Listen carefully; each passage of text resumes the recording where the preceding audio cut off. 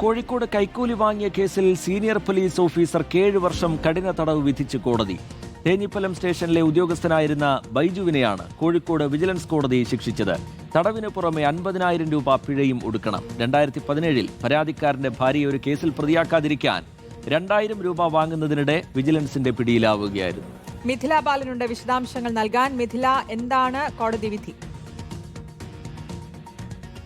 ശ്രുതി രേജിത്ത് 2017-ലാണ് ഈ കേസിനാസ്പദമായ ഈ ഒരു സംഭവം നടന്നത്. തേഞ്ഞിപ്പലം പോലീസ് സ്റ്റേഷനിലായിരുന്നു അന്ന് ഈ പോലീസ് ഓഫീസർ ജോലി ചെയ്തിട്ടുണ്ടായിരുന്നത്. സീനിയർ പോലീസ് ഓഫീസർ ബൈജു ആണ്.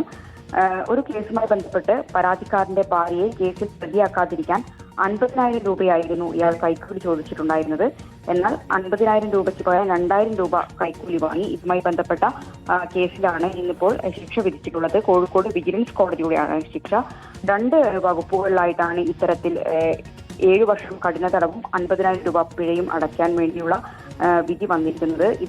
ഈ ഒരു ശിക്ഷ, അതായത് 7 വർഷം കഠിന തടവും 50,000 രൂപയും പിഴ അടച്ചിട്ടില്ലെങ്കിൽ 6 മാസം അധിക കഠിന തടവ് അനുഭവിക്കേണ്ടി വരും എന്നും ഈ ഒരു ശിക്ഷാവിധിയിൽ പറയുന്നുണ്ട്. ശരി, കൈക്കൂലി കേസിൽ പോലീസ് ഓഫീസർക്ക് 7 വർഷം തടവ്, 50,000 രൂപ പിഴ.